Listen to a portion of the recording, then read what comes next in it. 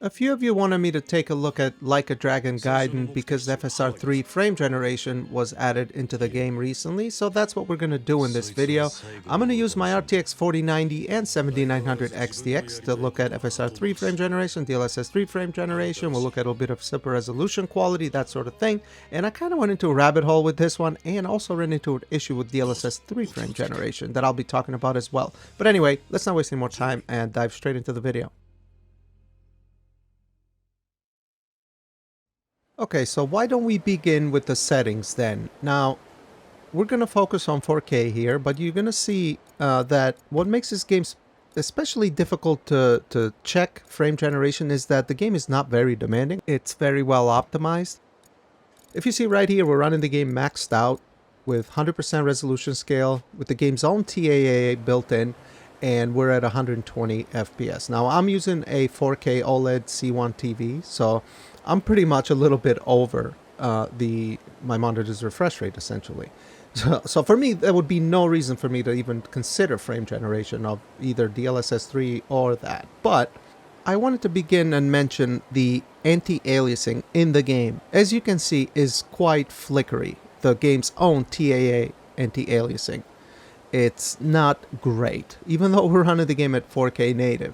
I wanted to briefly zoom here at that Soifukucho sign there in the distance at 200% zoom, essentially, just to show the flickering. I personally find flickering distracting in games, and this is with the game's own anti-aliasing.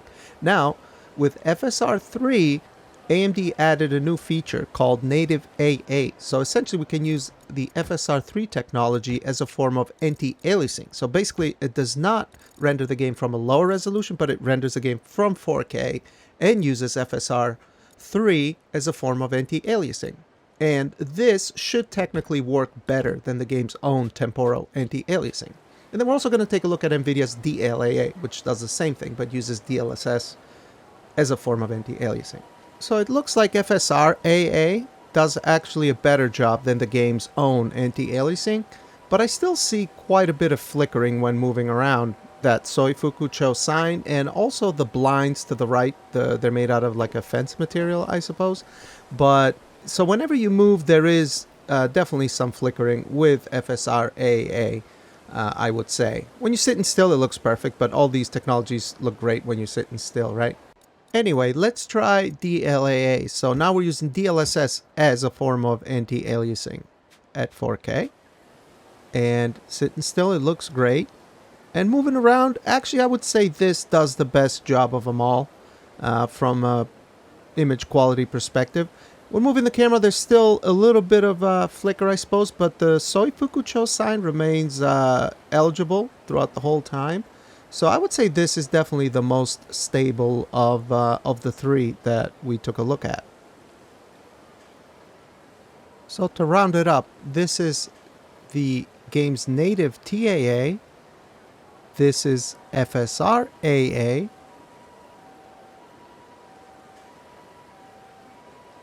And this is DLAA. Now I'm going to take this a step further because I've heard some people say that FSR looks or runs better on AMD GPUs, so why don't we compare? Here we have my 7900 XTX on the top and 4090 on the bottom, both with FSR AA, and to me they look the same. I mean, just how FSR works, I don't see how they could be any different, but we'll do a more performance focused thing comparison a little bit later. Here we're running FSR quality on the 4090 at the bottom and 7900 XTX on the top, so you guys can look at that picture quality as well. And the reason why I wanted to also look at the anti-aliasing and upscaling is because you have to enable FSR 3 to use FSR 3 frame generation, and you have to enable DLSS to use DLSS 3 frame generation, so this will impact the generated frames, which is why I am presenting it here. And then here we have DLSS quality on the bottom with FSR quality on the top running on the 7900 XTX. And then we're going to jump into frame generation, and I'll talk about my issue with DLSS 3 frame generation that I've encountered. So the issue that I ran into then, I have DLSS set to quality here. We're at 200, 209 FPS, right? And I went to turn on frame generation. Bam. Okay. And I wasn't getting any generated frames. Now, it went from 209 to 190. So it's almost like it's using the GPU's processing power to generate the frame. At least that's how I understand it. But it's not actually showing the generated frames. And this kind of just kind of blew my mind because I did test frame generation in this game when it first launched and it was working. So I don't know why, but it doesn't work with DLSS. However, it does work if you use DLAA. So let's go ahead and turn DLSS to off, and then we'll swap TAA with NVIDIA DLAA. Okay, and we have frame generation off for now. Just want to take a look at the frames. So we're getting 116 FPS. We get 120 something on native, but turning DLAA on costs a little bit of performance to do the anti-aliasing. Now, let's try turning DLSS frame generation on. Okay. And we go from 115 FPS to 150 FPS. So DLSS 3 frame generation works with DLAA, but not with the super resolution component of DLSS. So that is strange. So that's the kind of the issue that I ran into. And on top of everything, I mean, just looking at the generated frames in this game makes it a bit difficult just because the frame rate is so high to begin with, which makes it kind of pointless to use frame generation in this game anyway, unless you have maybe weaker hardware or higher refresh rate monitors, I guess. But that's kind of the issue that I ran into. Now, with FSR, it actually works fine. You can use FSR super resolution to get FSR 3 frame generation to work. Okay? That's what we're going to try here. For example, we set FSR to native AA without frame gen, and we get 109, 110 FPS.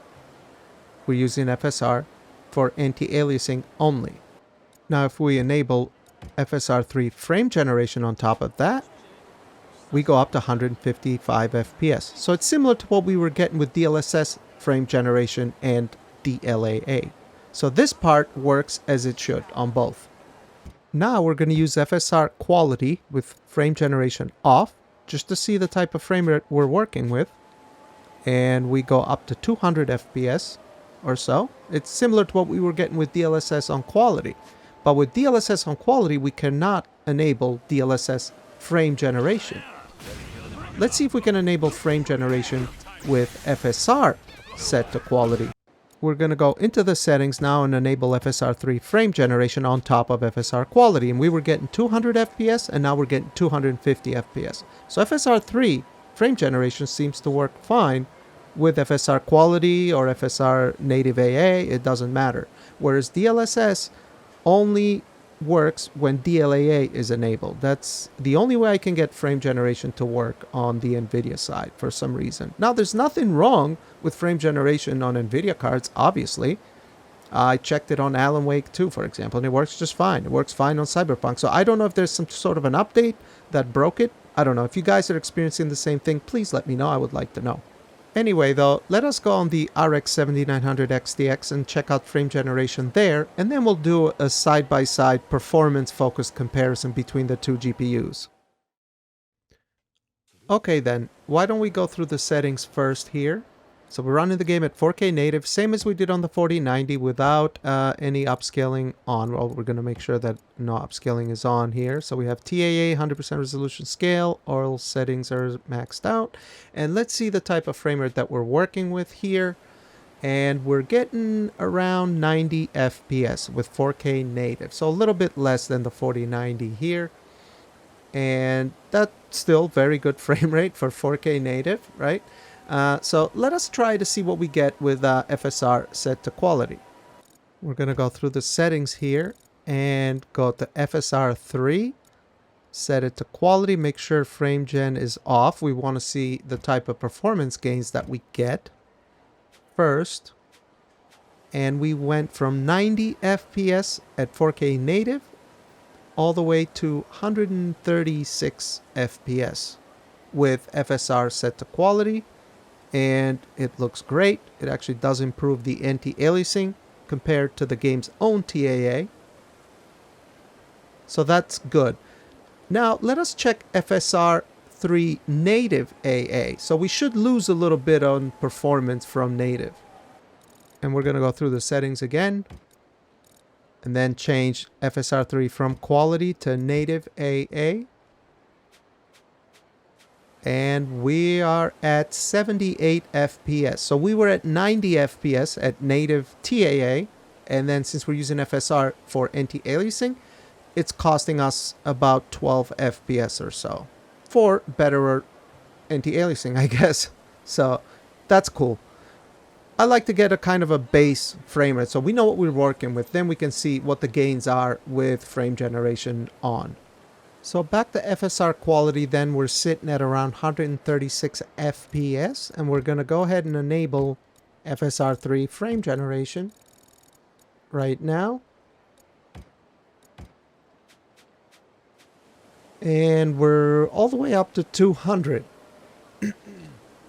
That's pretty good. Not bad at all, actually, from 136 FPS to 200. That is a pretty good performance gain.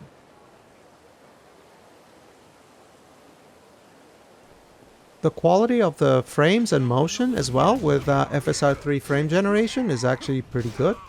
Unfortunately, my 4K monitor or TV only goes up to 120, so I can't properly see all these frames, but it feels pretty good. I mean, when I looked at it on the 4090, when I checked FSR native AA with frame generation and DLAA with frame generation, both frame generations actually looked pretty good to me. I mean, they look about the same. The only thing that made the NVIDIA one a little bit better, I would say, is the fact that DLSS does a better job at anti-aliasing.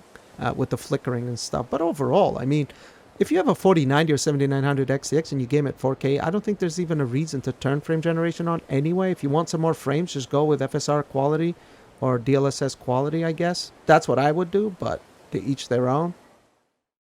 Lastly, I wanted to do a side-by-side comparison between my 7900 XTX and 4090. I'm running the game here at 4K native TAA, all settings maxed out. We're not using any FSR or DLSS here.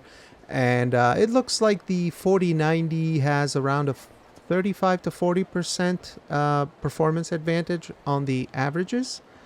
And then on the 1% lows, it's around 30%.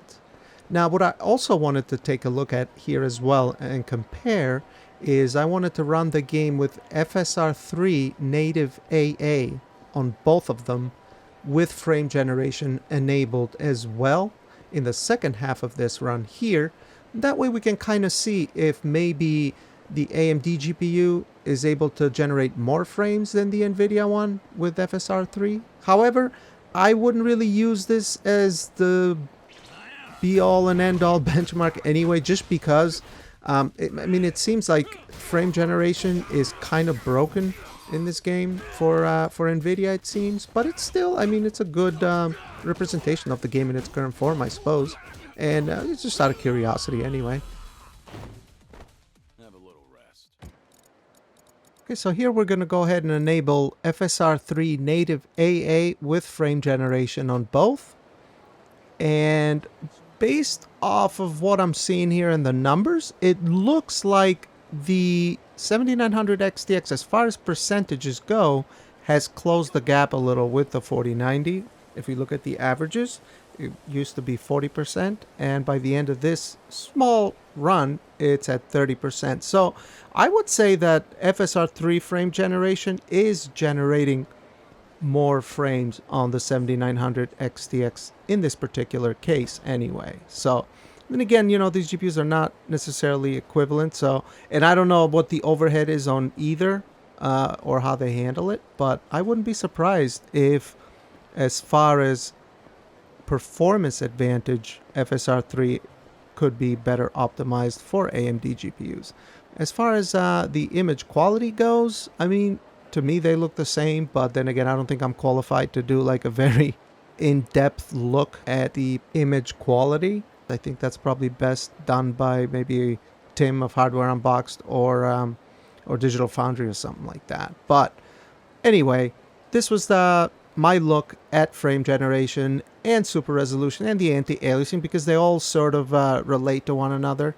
And I don't know, I hope you guys enjoyed this. This took me a little while to put together, and I tried to do the best I can with what I got, basically. But yeah, I mean, great performance from both GPUs here.